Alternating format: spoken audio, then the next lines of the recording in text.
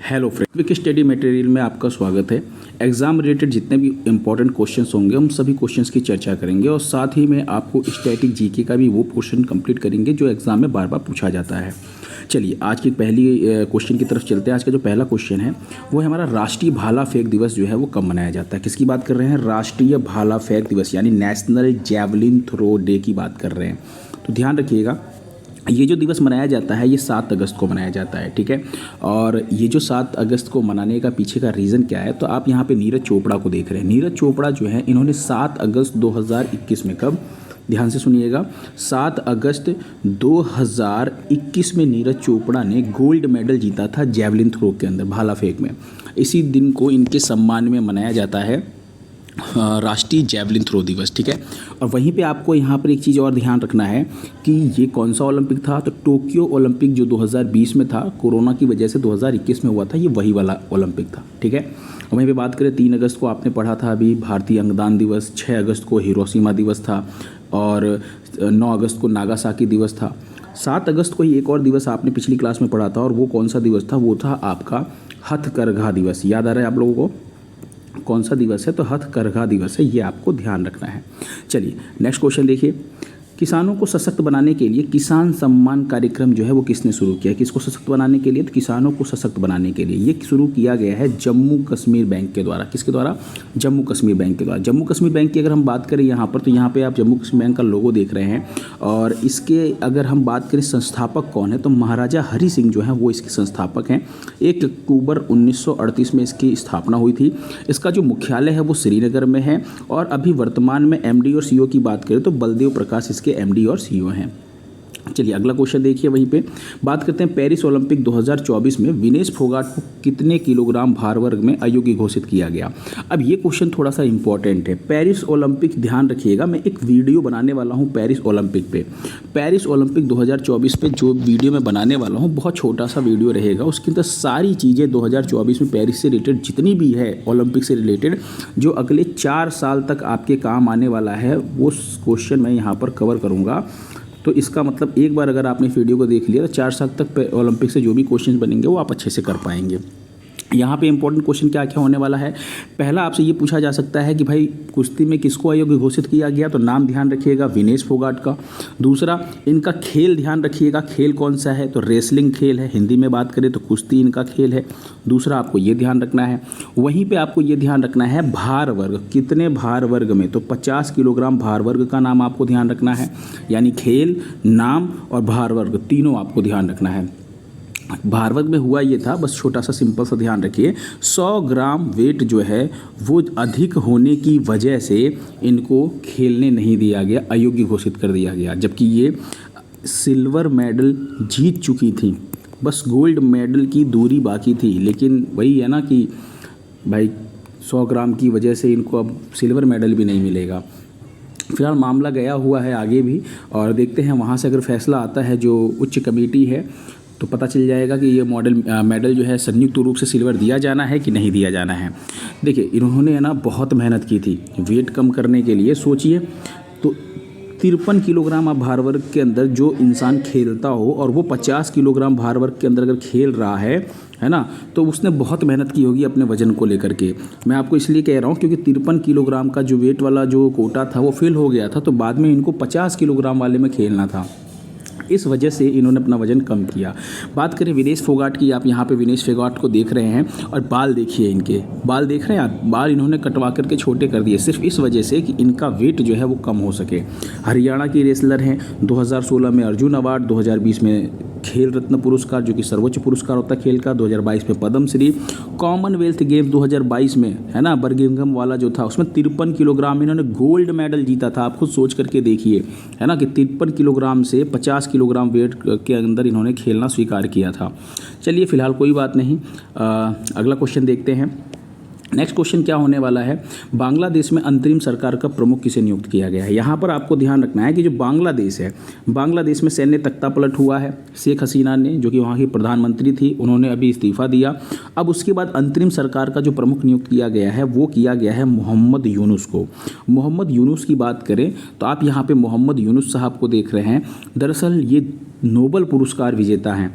2006 में इन्हें शांति का नोबेल पुरस्कार मिला था। साथ ही साथ आपको ध्यान रखना है, इन्होंने ग्रामीण बैंक की स्थापना की थी। आज जो आप ग्रामीण बैंक का नाम सुनते हैं ना, वो ग्रामीण बैंक की स्थापना जो है वो इन्होंने ही की थी, ये आपको ध्यान रखना है। और एक और चीज़ आपको ध्यान रखना है मोहम्मद शहाबुद्दीन के बारे में। ये आपके बांग्लादेश के राष्ट्रपति हैं। वकार उज्जमान का नाम ध्यान रखिएगा, ये नाम भी इम्पोर्टेंट है, ये सेना प्रमुख हैं बांग्लादेश के, तो ये भी ध्यान रखिएगा। अगला देखिए, भारतीय वायुसेना ने BDL को, यानी BDL का मतलब क्या है, भारत डायनेमिक लिमिटेड की बात कर रहे हैं, इसने अभी BDL को 200 अस्त्र मार्क 1 मिसाइलों के उत्पादन को मंजूरी दी है। अस्त्र मार्क 1 जो है वो किस प्रकार की मिसाइल है, तो यहाँ पर आप देख पा रहे होंगे, अगर हम बात करें तो अस्त्र मार्क 1 जो है वो एयर टू एयर मिसाइल है। क्या है, एयर टू एयर मिसाइल है, ठीक है। यानी इसका यूज़ जो है हम सुखोई MKI जो है 30, सुखोई 30 के ऊपर लगाएंगे। जो तेजस हमारा हल्का लड़ाकू विमान है उसके ऊपर इसको लगाया जाएगा। तो ये हवा से हवा में मार करने वाली मिसाइल है। अगर मैं बात करूँ इसको डेवलप किसने किया है, तो डेवलप जो है वो DRDO ने किया। और मैन्युफैक्चरिंग कौन कर रहा है, तो मैन्युफैक्चरिंग जो है वो BDL कर रहा है, यानी भारत डायनामिक्स लिमिटेड की बात कर रहे हैं। इसकी स्थापना जो BDL की हुई थी वो 1970 में हुई थी और हैदराबाद तेलंगाना में इसका मुख्यालय है, ये भी आपको ध्यान रखना है। अगला क्वेश्चन देखिए, आपदा जोखिम प्रबंधन के लिए बीमा कराने वाला देश का पहला राज्य। देखिए कोई भी चीज़ अगर देश का पहला है तो वो बहुत इंपॉर्टेंट होता है। आपदा जोखिम प्रबंधन के लिए, जैसे आपको पता है ना कि जो पूर्वोत्तर के राज्य हैं, चाहे जो पहाड़ी एरिया होते हैं, वहाँ पे लैंडस्लाइडिंग बहुत होती है और आपदा की संभावना ज़्यादा बनी रहती है। ऐसी स्थिति में जो नागालैंड है, किसकी बात कर रहे हैं, नागालैंड जो है उसने ना बीमा करवाने की प्लानिंग की है। और ये बीमा कौन करेगा, तो ये सबसे ज़रूरी है कि बीमा कौन करने वाला है। तो ध्यान रखिएगा, राज्य में आपदा के कारण जो आर्थिक नुकसान हो रहा है उसको कम करना इसका उद्देश्य है। और बीमा करने वाला कौन है, SBI जनरल इंश्योरेंस। कौन है, SBI जनरल इंश्योरेंस का नाम आपको ध्यान रखना है, ठीक है। तो वहीं पर अगर मैं बात करूँ तो नागालैंड का देखिए एक बार मैप में, नागालैंड की बात करूँ तो राजधानी क्या है इसकी, कोहिमा है। एग्जाम में अक्सर पूछा जाता है। नेफ्यू रियो यहाँ के मुख्यमंत्री हैं। ला गणेशन यहाँ के राज्यपाल हैं। नतांगकी नेशनल पार्क जरूर ध्यान रखिएगा, अक्सर एग्जाम में पूछा जाता है कि नतांगकी नेशनल पार्क कहाँ पर है। फेस्टिवल की बात करें तो ऑरेंज फेस्टिवल और हॉर्नबिल महोत्सव, ये 2 महोत्सव जो है यहाँ पे बहुत धूमधाम से मनाया जाता है, अक्सर एग्जाम में पूछा जाता है। अगर हम बात करें यहाँ पर कि नागालैंड कहाँ पर है, तो आप यहाँ पर ध्यान से देखिए, पूर्वोत्तर का राज्य है ये जो अरुणाचल प्रदेश, इसके बाद यहाँ पर आपको नागालैंड दिख रहा है यहाँ पर, ठीक है। ये है आपका नागालैंड। नेक्स्ट, पद्म भूषण शोभना रानाडे का हाल ही में निधन हुआ है। ये गांधीवादी शोभना रानाडे हैं, इनका हाल ही में निधन हुआ है। बात करें अगर इनका, तो इनका निधन पुणे महाराष्ट्र में हुआ है। कहाँ पर, पुणे महाराष्ट्र में इनका निधन हुआ है। 99 वर्ष की आयु में इनका निधन हुआ है। और पद्म भूषण है इनको 2011 में मिला था, ये भी आपको ध्यान रखना। और ये समाज सेवी हैं। क्या है, समाज सेवी। ऑप्शन ए आपका बिल्कुल सही है, ठीक है। और ये क्वेश्चन इंपॉर्टेंट है, ध्यान रखिएगा। फिर बात करते हैं अभी हाल ही में जो निधन हुए हैं उनकी बात कर लेते हैं। जैसे ग्राहम थोरपे की बात की हमने, ये इंग्लैंड के पूर्व क्रिकेटर थे जिनका निधन हुआ। यामिनी कृष्णमूर्ति, ये बहुत इंपॉर्टेंट है, ये एग्जाम में आने के चांसेस के बहुत ज़्यादा हैं। ये शास्त्रीय नर्तक हैं और भरतनाट्यम और कुचिपुड़ी दोनों की ये नर्तक हैं, ठीक है। तो भरतनाट्यम तो है ही, लेकिन साथ में कुचिपुड़ी की भी डांसर थी, ये भी आपको ध्यान रखना। और शास्त्रीय नृत्य, अंशुमान गायकवाड़, ये भारतीय क्रिकेटर, इनका भी हाल ही में निधन हुआ है। चयनकर्ता रह चुके हैं, इंडिया के कोच भी रह चुके हैं। हमजा हाज की बात करें तो इंडोनेशिया के पूर्व उपराष्ट्रपति, जिनका भी हाल ही में निधन हुआ। इस्माइल हानिया, ये बहुत इंपॉर्टेंट नाम है। हमास का जो राजनीतिक प्रमुख है वो इस्माइल हानिया था ना, जिसकी अभी हत्या कर दी गई है ईरान के तेहरान में, ये आपको ध्यान रखना है। बात करते हैं नवीकरणीय ऊर्जा मंत्रालय, किसकी, नवीकरणीय ऊर्जा मंत्रालय के अनुसार भारत की नवीकरणीय जो ऊर्जा क्षमता है वो कितनी है, तो भारत की नवीकरणीय ऊर्जा क्षमता जो है वो 203.1 गीगाहर्ट्ज़ है, 1 गीगावाट है। तो यहाँ पर एक चीज़ और आपको ध्यान रखना है कि ये जो नवीकरणीय ऊर्जा है, ये नवीकरणीय ऊर्जा होती क्या है। तो पहली चीज़ तो हम इस क्वेश्चन को देखें कि ऊर्जा मंत्रालय ने भारत की नवीकरणीय जो ऊर्जा क्षमता बताई है वो 203 बताई है ना, 203.1 गीगावाट।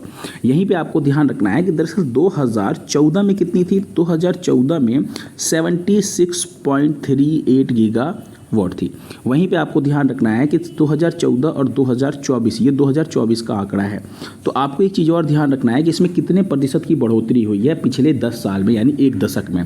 तो 165% की बढ़ोतरी हुई है, ये आपको ध्यान रखना है। एग्जाम में पूछा जा सकता है कि कितने % की बढ़ोतरी हुई है। अच्छा, यहाँ पर बात करते हैं थोड़ा सा, एक आपका ये जो टॉपिक है ये एनवायरनमेंट का टॉपिक है, लेकिन एग्जाम में बहुत पूछा जाता है। ऊर्जा संसाधन की बात कर रहे हैं, तो ऊर्जा संसाधन दो प्रकार के होता है। एक होता है आपका नवीकरणीय ऊर्जा, एक होता है अनवीकरणीय ऊर्जा।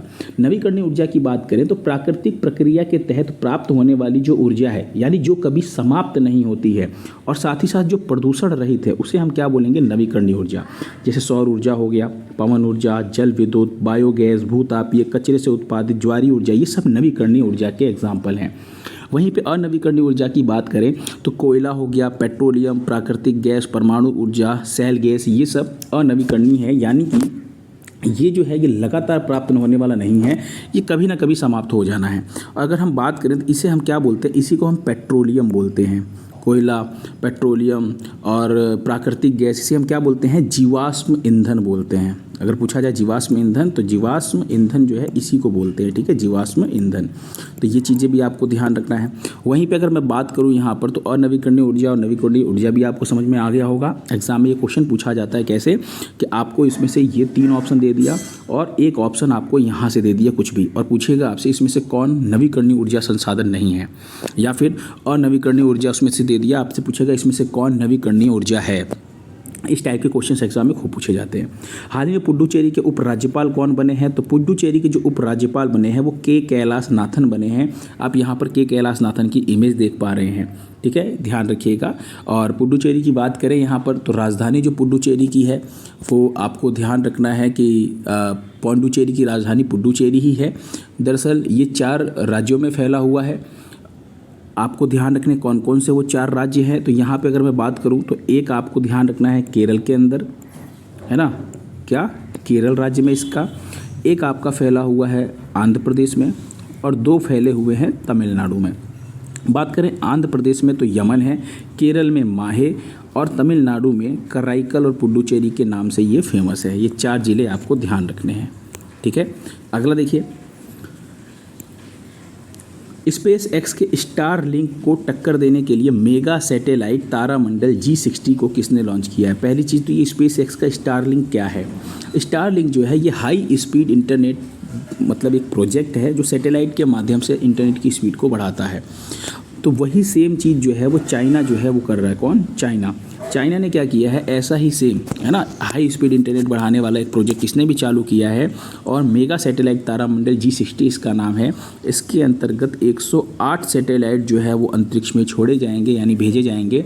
और लॉन्ग मार्च 6A रॉकेट, जो कि चाइना का रॉकेट है, इसी रॉकेट के माध्यम से वो ज़्यादातर चीज़ों को क्या करता है, सैटेलाइट जो है वो प्रक्षेपण करता है। तो आपको ध्यान रखना है। बात करें यहाँ पे चाइना की, तो एक बार यहाँ पर इंपॉर्टेंट चीज़ें देखिए जो अभी हाल फिलहाल में आपने पढ़ी है।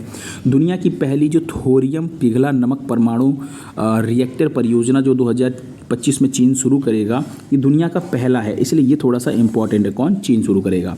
चीन के बदेन जारन रेगिस्तान को आपको ध्यान रखना है। इसे अभी हाल ही में जो यूनेस्को की बैठक हुई थी उसमें शामिल किया गया है। FAO द्वारा जारी वैश्विक वन स्थिति रिपोर्ट 2024 के अनुसार वन क्षेत्र में वार्षिक वृद्धि दर्ज करने वाला शीर्ष देश कौन सा है? चाइना है।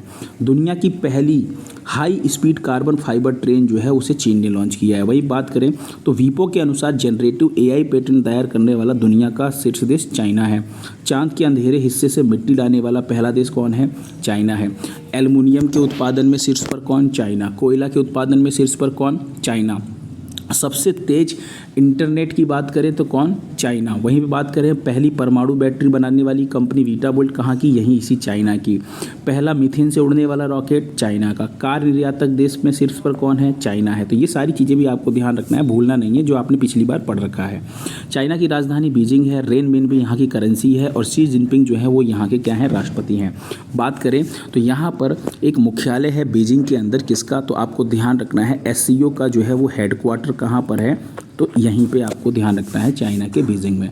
बात करें चाइना की, आप मैप में यहाँ पर देख पा रहे हैं कि जो चाइना है है ना। चाइना कितना बड़ा देश है, यहाँ पर देखिए आप मैप में देख पा रहे हैं, ये आपका चाइना। चाइना से रिलेटेड कुछ इंपॉर्टेंट क्वेश्चंस की अगर मैं बात करूँ यहाँ पर, तो आपको ध्यान रखना है कि जैसे एक नदी पूछ ली जाती है आपसे, एशिया की सबसे लंबी नदी, एशिया की सबसे लंबी नदी जो है जिसकी लंबाई 6300 किलोमीटर है, नाम क्या है उसका, ध्यान रखिएगा, यांगटीसी नदी। क्या नाम है? यांगटीसी। मैकमोहन रेखा के बारे में आप लोगों ने बहुत बार पढ़ा होगा। मैकमोहन रेखा जो है ये भारत और चाइना के बीच में डिवाइडिंग रेखा का काम करता है, ये आपको ध्यान रखना है। एक आपको गोबी का मरुस्थल ध्यान रखना है, जो गोबी का मरुस्थल है ये चाइना और मंगोलिया के बीच में फैला हुआ है। एक आपको तकला मकान मरुस्थल ध्यान रखना है, तकला मकान मरुस्थल जो है ये कहाँ पर, ये चाइना में है। एक लोपनोट जो कि लवणीय झील है वो भी ध्यान रखिएगा, कहाँ पर, चाइना में। अगला क्वेश्चन देखिए, भारत के पहले जीआई टैग आधारित अंजीर जूस का निर्यात जो है वो किसे किया गया है? तो ये जो निर्यात किया गया है ये पोलैंड को किया गया है। और यहीं पे आपको एक चीज़ और ध्यान रखना है, पिछली साल यानी हम 2023 की बात कर रहे हैं, 2023 में ये जो है ये हांगकांग को निर्यात किया गया था। किसको? तो हांगकांग को निर्यात किया गया था, ये आपको ध्यान रखना है, ठीक है। पहली बार हांगकांग को भी, लेकिन यूरोपीय देश पूछा जाए तो आपको ध्यान रखना है पोलैंड। पोलैंड की राजधानी क्या है? पोलैंड की राजधानी है वारसा। क्या है पोलैंड की राजधानी? वारसा। तो ये भी आपको ध्यान रखना है। अभी कुछ जीआई टैग्स की बात कर लेते हैं। जैसे वाराणसी की बात करें यहाँ पर, तो आपको ध्यान रखना है एक तिरंगा बर्फ़ी, लाल पेड़ा, तबला, शहनाई। ये अभी आपने ध्यान रखना है कि तबला और शहनाई वाद्य यंत्र हैं, ये अक्सर पूछा जाता है। सितार और तानपुरा, इसको कहाँ का? तो महाराष्ट्र का जो सांगली जिला है वहाँ का जीआई टैग दिया गया है। जौनपुर की इमरती बहुत फेमस है, इसको जीआई टैग अभी हाल ही में मिला है। त्रिपुरा की आपको ध्यान रखना है रीसा। क्या है? रीसा। ये रिहा नहीं है, इसे सही कर लीजिएगा, रीसा। क्या है? आदिवासी पोशाक है। और एक माताबाड़ी पेड़ा आपको ध्यान रखना है ना। फिर उड़ीसा की जो चांदी तारकसी है जिसे सिल्वर फिलिग्री कहा जाता है अंग्रेजी में, ये भी ध्यान रखिएगा। जम्मू कश्मीर की पश्मीना क्राफ्ट, बसोहली पेंटिंग, किश्तवाड़ केसर, ये सारी चीज़ें ध्यान रखनी है। कल मैंने आपसे क्वेश्चन पूछा था कि अमित शाह ने कहाँ पर ई साक्ष्य, न्याय सेतु, न्याय सुरति और ई समन ऐप लॉन्च किया? तो अमित शाह ने इसे चंडीगढ़ में लॉन्च किया था, ये आपको ध्यान रखना है। आज फिर आपके लिए एक छोटा सा क्विज है, कमेंट बॉक्स में आपको आंसर देना है। पहला बिम्स्टेक व्यापार शिखर सम्मेलन, इसका आयोजन जो है वो कहाँ पर किया गया है? इसका कमेंट बॉक्स में आंसर देना है आपको। और हाँ, एक और चीज़, मैं सभी बच्चों के कमेंट्स पढ़ता हूँ और आज के वीडियो का जो टारगेट रखा गया है वो मात्र 10 लाइक रखा गया है। क्योंकि 10 लाइक को हमने क्रॉस कर लिया है पिछले वीडियो में, मुझे काफ़ी खुशी हुई कि 10 लाइक का जो मतलब टारगेट था वो पूरा हो गया। लेकिन एक काम करते हैं, इस 10 लाइक के टारगेट को बढ़ा करके 20 लाइक का टारगेट कर देते हैं ना। पिछली बार हमने इस चीज़ को अचीव कर लिया, मुझे बहुत खुशी हुई। तो 20 लाइक का जो टारगेट है ये रखा गया है, ठीक है। आपको वीडियो पसंद आए ज़रूर लाइक कीजिएगा, है ना। फ्रेंड देखिए, यहाँ पे कोई भी इंस्ट्रूमेंट नहीं है, सब कुछ फ़ोन से ही काम करना पड़ता है। बहुत मेहनत लगती है इस वीडियो को बनाने में, है ना, इसे रिकॉर्ड करने में। और रिकॉर्ड कैसे होता है? फ़ोन के स्क्रीन रिकॉर्डर से। तो मतलब बहुत मेहनत लगती है। पीडीएफ का बनाना फ़ोन से ही करना, फ़ोन से ही रिकॉर्ड करना, फ़ोन से ही अपलोड करना। तो कोई भी एक्स्ट्रा चीज़ मेरे पास नहीं है। इतने कम संसाधनों में भी मैं चाहता हूँ कि अच्छे से अच्छी चीज़ों को डिलीवर कर सकूँ। तो आप लोग इसे ज़रूर लाइक कीजिएगा और वीडियो को शेयर भी ज़रूर कीजिएगा, ठीक है। और कमेंट बॉक्स में आप आंसर अभी अपने ज़रूर दिया कीजिएगा। Thank you so much.